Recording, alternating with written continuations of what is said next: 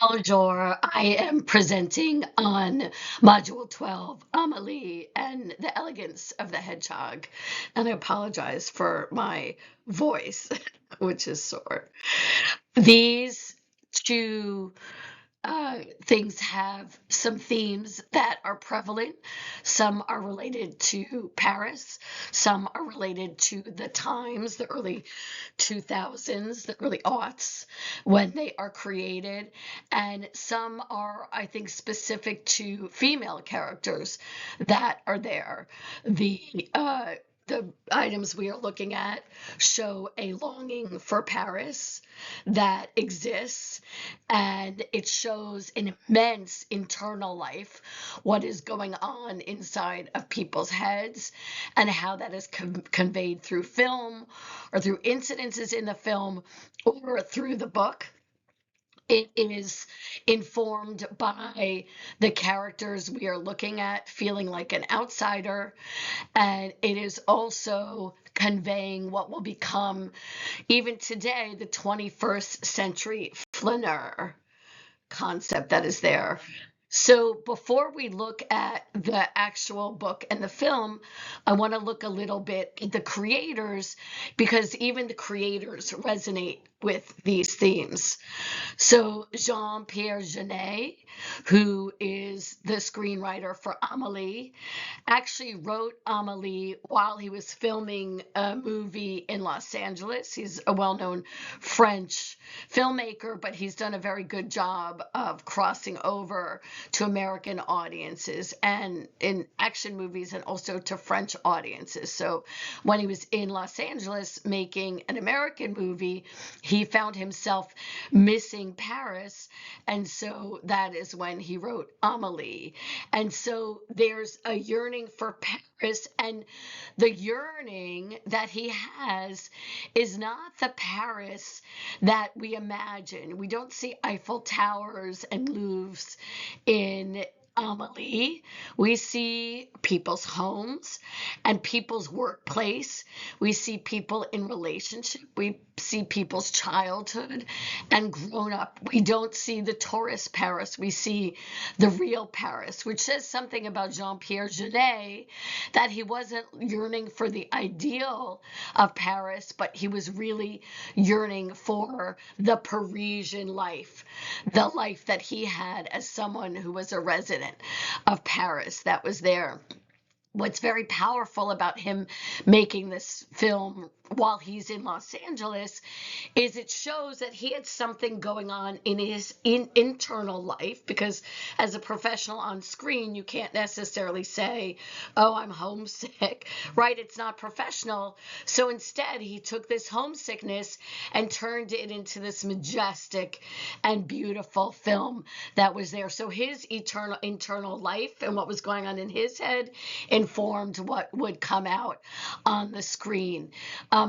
Amélie is certainly an outsider, and Jean-Pierre Jeunet, being in Los Angeles, is an outsider. He's not an outsider in France.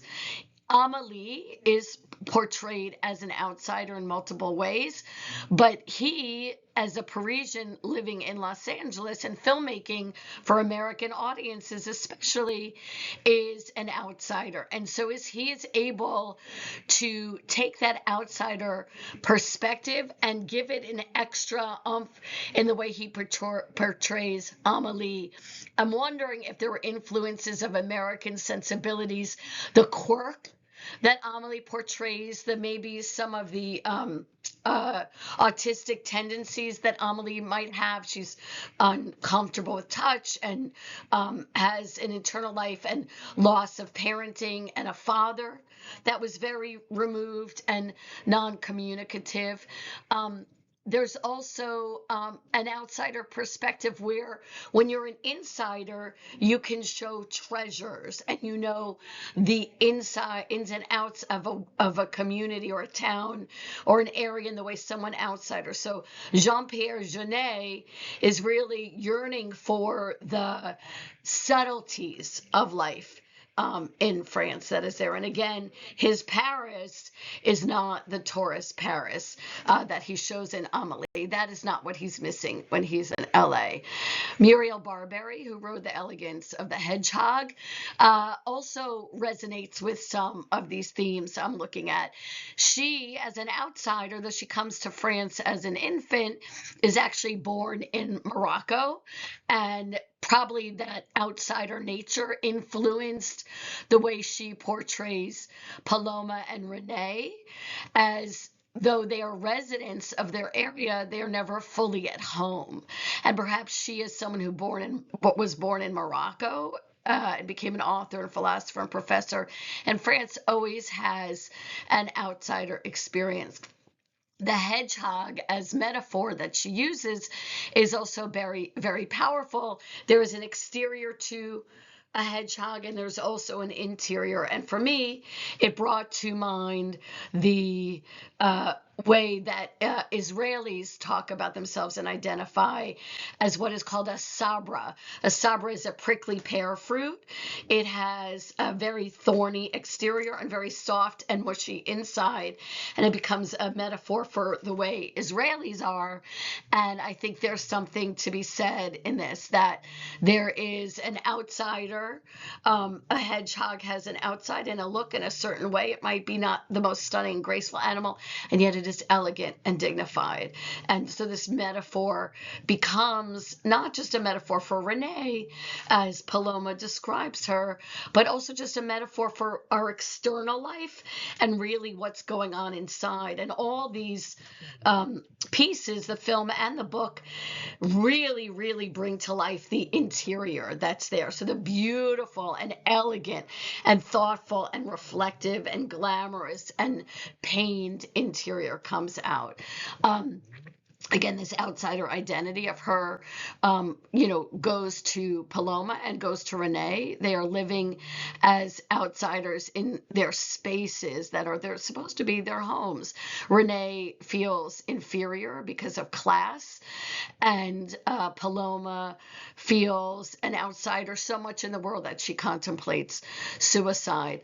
I think also that this 21st century flaneur idea is brought to life by these three characters: the reflector on society, the observer of society. If you think about it, both Amelie, Renee, and Paloma all do not have jobs that are all consuming.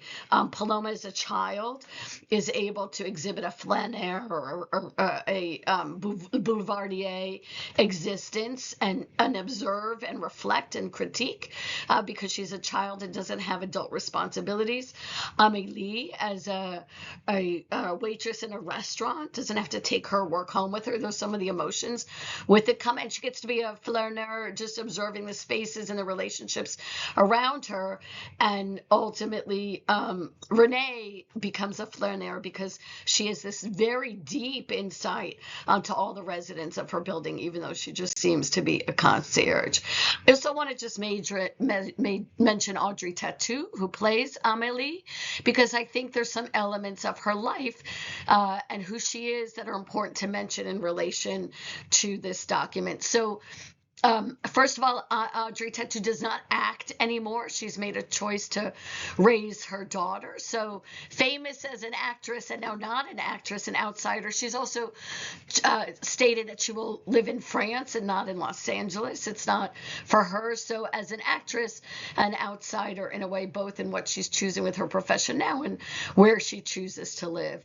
The other thing that comes up in relation to Amélie, and there's a whole article on Audrey Tautou's face, because her face is so beautiful. It's a Venus-like perfect Parisian face, and there's some controversy about her face, of which there's many, many close-ups, because is the face of France in the 2000s Audrey Tautou's face, or is it more diverse?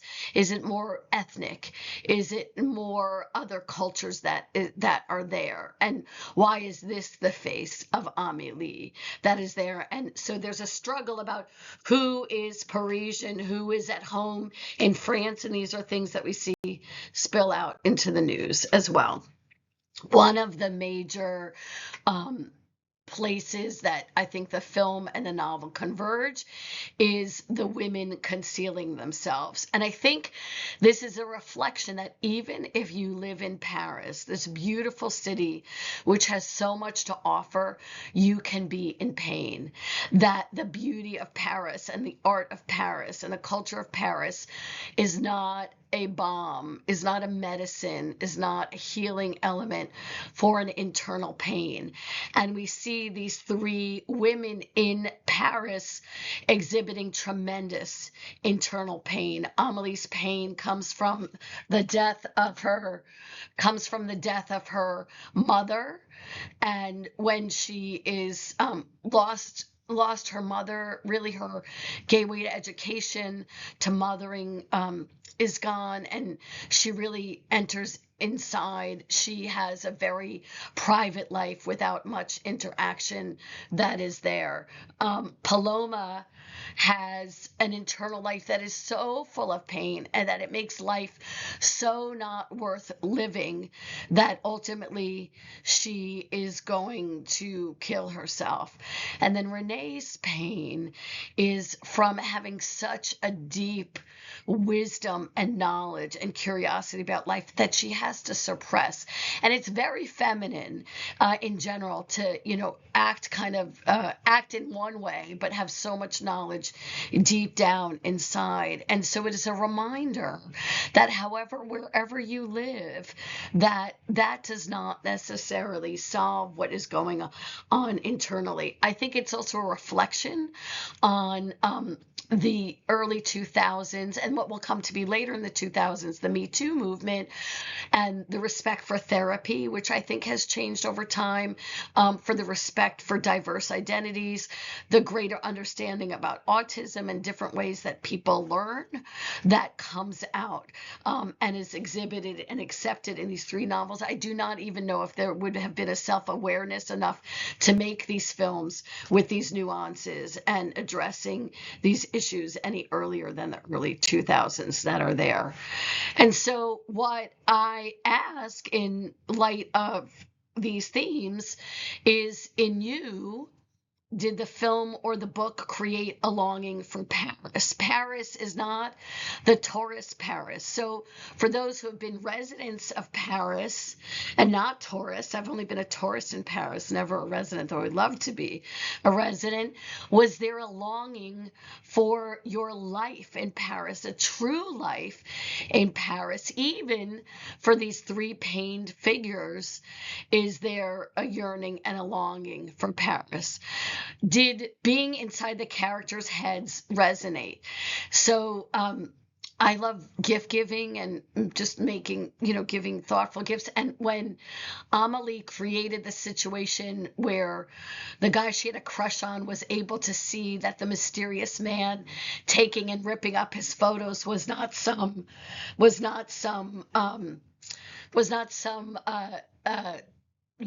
agent or secret spy or tormented man, but just literally the tech repairman. And in such a subtle, beautiful way, she revealed to her crush that this was who this guy was.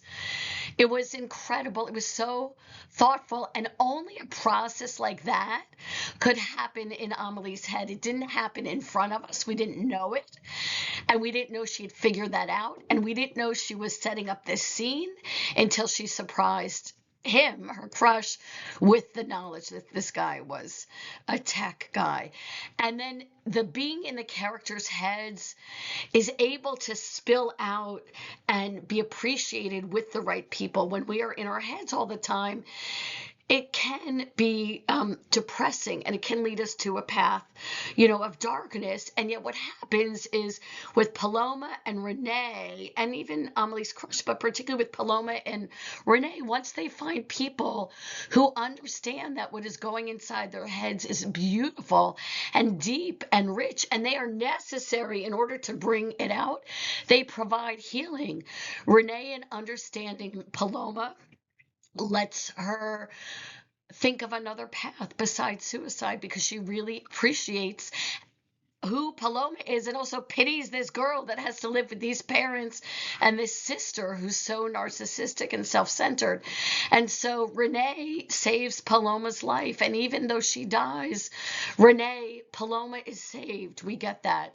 And then Renee's beau to be, and we never get to fully actualize that relationship, also sees in Renee not just that Renee now has a place to talk about class and the pains of different classes and the irony of living in a building with a socialist politician who has a very snobby family, but also is able to take what has lived in Renee's head, the story of her sister dying because of a rich different class suitor and ultimately the father of her child, and is able to put it through a different lens. So it is a reminder that we cannot only live in our heads, but need to be in interaction with characters. And what is Paris doing to create interaction? Is Paris a city that lends itself to only being able to interact with your own class, or does Paris need to work on making sure there's interaction between the classes? And then I think just the most fun question, are we all flaneurs now? Do we all get to comment and critique and convey society with so much technology that makes our jobs and our lives easier, and have more time for leisure and board walking and looking at people and observing? And the observations of these three women who serve as flaneurs or flaneurettes, I don't know how to feminize that, are really powerful. And there's no shame in being a flaneur here. So this was really the most beautiful, I think, novel. I wish I knew French well enough to read it in French, and a beautiful movie, and just a feel good. And may Renee's name be for memory, for blessing. Enjoy.